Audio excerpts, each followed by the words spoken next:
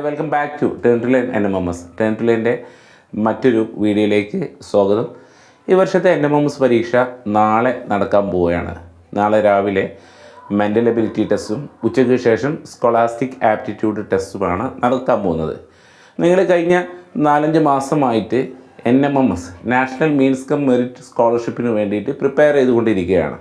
ഇതുവരെ പഠിച്ച രീതിയിൽ നിന്ന് മാറി പുതിയൊരു രീതി നിങ്ങൾ പരിചയിച്ച് അതിനു വേണ്ടിയിട്ട് ചില ഏരിയകൾ ഇതുവരെ നിങ്ങൾ പഠിച്ചിട്ടുള്ള വിഷയങ്ങൾ ഹിസ്റ്ററി, അതുപോലെ തന്നെ ജോഗ്രഫി, ബേസിക് സയൻസ്, മാത്തമാറ്റിക്സ് കൂടാതെ തന്നെ മെൻ്റൽ എബിലിറ്റി എന്നുള്ള ഒരു പുതിയൊരു ഏരിയ നിങ്ങൾ പരിചയപ്പെട്ട് അതിൽ നിങ്ങൾ അനലിറ്റിക്കൽ എബിലിറ്റിയും verbal aptitude, non verbal aptitude, figure matrix, Venn diagram പോലെയുള്ള പല മേഖലകൾ നിങ്ങൾ പരിചയപ്പെട്ടിട്ടുണ്ടാവും. അപ്പോൾ ഒരു 4-5 മാസമായിട്ട് നിങ്ങൾ ഈ 8ാം ക്ലാസ്സിലേക്ക് എത്തി 4-5 മാസമായിട്ട് നിങ്ങൾ പുതിയ ഏരിയ പഠിച്ച് നാളെ അതിൻ്റെ ഒരു ഫൈനൽ ഡേ ആണ്. അതായത് നാളെയാണ് നിങ്ങൾ ആ പരീക്ഷ എഴുതാൻ പോകുന്നത്. അപ്പോൾ അവസാനമായിട്ട് നിങ്ങളോട് പറയാനുള്ള കാര്യങ്ങളാണ് ഈ വീഡിയോയിൽ ഉൾക്കൊള്ളിച്ചിട്ടുള്ളത്. Nmms പരീക്ഷ എന്നുള്ളത് നമ്മൾ എപ്പോഴും പറയാറുണ്ട്, 8ാം ക്ലാസ്സിൽ പഠിക്കുന്ന സർക്കാർ അതുപോലെ തന്നെ എയ്ഡഡ് സ്കൂളിൽ പഠിക്കുന്ന വിദ്യാർത്ഥികൾക്ക് മാത്രം കിട്ടുന്ന അവസരമാണ് Nmms സ്കോളർഷിപ്പ് എന്നുള്ളത്. ഓക്കെ, അതുകൊണ്ട് തന്നെ ഇത് ജീവിതത്തിൽ 8ാം ക്ലാസ്സിൽ പഠിക്കുന്ന സമയത്ത് ഒരു തവണ മാത്രമേ നമുക്ക് ഈ അവസരമുള്ളൂ. 8ാം ക്ലാസ്സിൽ ഒരു തവണ മിക്കവാറും നമ്മൾ ഉണ്ടാവാറുള്ളൂ. ഓക്കെ, അപ്പോൾ ജീവിതത്തിൽ ഒരു തവണ കിട്ടുന്ന ഒരു അവസരമായിട്ടാണ് നമ്മൾ ഇതിനെ കാണുന്നത്. അതുകൊണ്ട് ഈ കിട്ടിയ അവസരം നാളെ നിങ്ങളുടെ മുമ്പിലുണ്ട്. അപ്പോൾ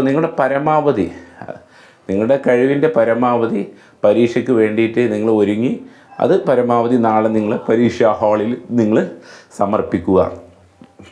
ഇതുവരെ പഠിച്ച എല്ലാ അറിവുകളും, എല്ലാ വിദ്യകളും, എല്ലാ ട്രിക്കുകളും നാളെ നിങ്ങളുടെ പരീക്ഷാ ഹാളിൽ നിങ്ങൾ എന്ത് ചെയ്യുക, അത് പ്രയോജനപ്പെടുത്തുക എന്നാണ് പറയാനുള്ളത്. ഓക്കെ, അപ്പോൾ ഇതുവരെയുള്ള ഈ 4-5 മാസങ്ങൾ നിങ്ങൾ പഠിച്ചു കഴിഞ്ഞു. നാളെ അതിൻ്റെ ഫൈനൽ ഡേ ആണ് എന്ന് പറഞ്ഞു. ദെൻ നാളെ കഴിഞ്ഞ് നിങ്ങൾ ഫ്രീ ആണ്. ഈ മാറ്റിനെ കുറിച്ചുള്ള ചിന്തകൾ വേണ്ട, സാറ്റിനെ കുറിച്ചുള്ള ചിന്തകൾ വേണ്ട.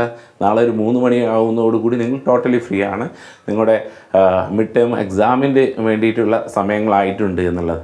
ഈ Nmms പരീക്ഷയ്ക്ക് വേണ്ടിയിട്ട് നിങ്ങൾ ഒരുങ്ങിയ സമയത്ത് നിങ്ങൾക്ക് മനസ്സിലായിട്ടുണ്ടാവും ഇത് നിങ്ങളുടെ പഠനത്തിൽ അതിനൊരു കൂട്ടിയിട്ടുണ്ടാവും, ഒരു വേഗത കൂട്ടിയിട്ടുണ്ടാകും. സാധാരണ നിങ്ങൾ പഠിക്കുന്നതിനേക്കാൾ ഉപരിയായിട്ട് മെൻ്റൽ എബിലിറ്റിയും അതുപോലെ തന്നെ Nmms പോയിൻ്റ് ഓഫ് വ്യൂവിൽ നിങ്ങൾ പാഠങ്ങൾ പഠിക്കുമ്പോൾ നിങ്ങൾ സാധാരണഗതിയിൽ കൺവെൻഷൻ ടൈപ്പിൽ നിങ്ങൾ പഠിക്കുന്നതിൽ നിന്ന് മാറിയിട്ടാണ് നിങ്ങൾ പഠിക്കുന്നത്.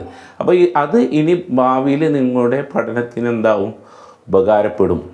ഓക്കെ, ഭാവിയിലുള്ള നിങ്ങളുടെ പഠനങ്ങൾക്ക് ഉപകാരപ്പെടും. 9ാം ക്ലാസ്സിലും പ്രത്യേകിച്ച് 10ാം ക്ലാസ്സിൽ SSLC പരീക്ഷ എഴുതുമ്പോൾ നിങ്ങൾ ഇപ്പോൾ അധ്വാനിച്ചതിൻ്റെ ഒരു ഫലം ആ സമയത്ത് നിങ്ങൾക്ക് എന്തായാലും ലഭിക്കും.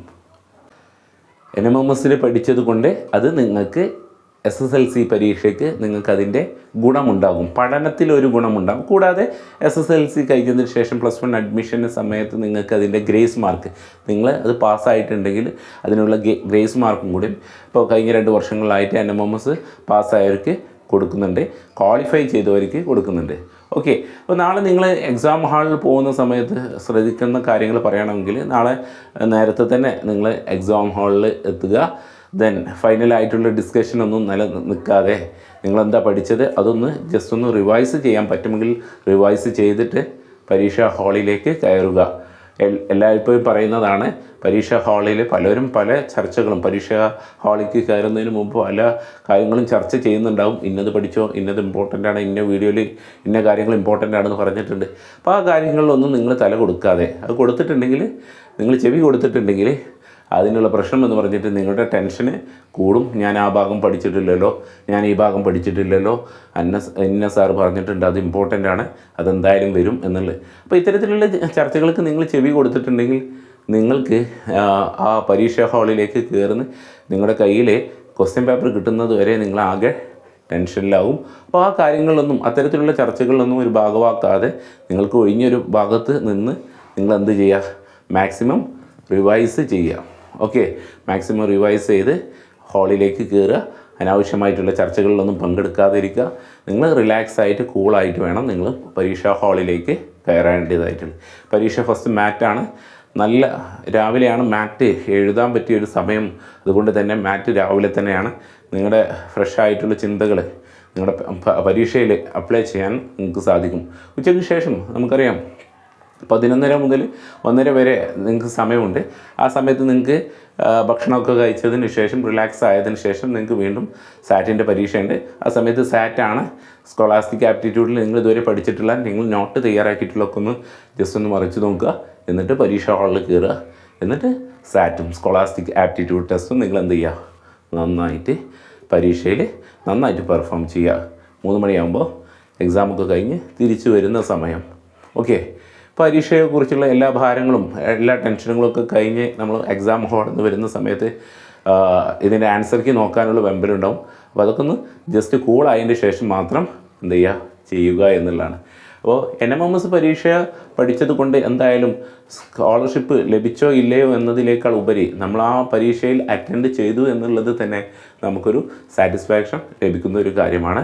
അത് ഇനി ഭാവിയിൽ വരുന്ന ഇത്തരത്തിലുള്ള കോമ്പറ്റേറ്റീവ് ആയിട്ടുള്ള എക്സാമിനേഷന് 10ാം ക്ലാസ്സിൽ ഇനി നിങ്ങൾ 10ലെത്തുമ്പോഴേക്കും NTSC national talent search exam ഇപ്പോൾ 2 വർഷമായിട്ട് ബ്രേക്കിലാണ്.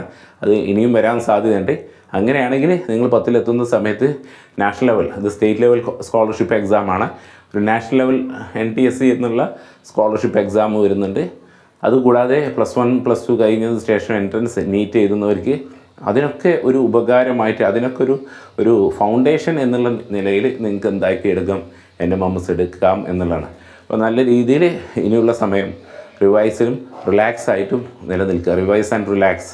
ദെൻ നല്ല രീതിയിൽ പരീക്ഷയ്ക്ക് പോവുക, നല്ല രീതിയിൽ എഴുതുക. അപ്പോൾ കൊണ്ടുവന്ന ഹാൾ ടിക്കറ്റ് മറക്കരുത്, പേന മറക്കരുത്, ഇത്തരത്തിലുള്ള കാര്യങ്ങളും ബേസിക് ആയിട്ടുള്ള കാര്യങ്ങളൊന്നും മറക്കരുത്.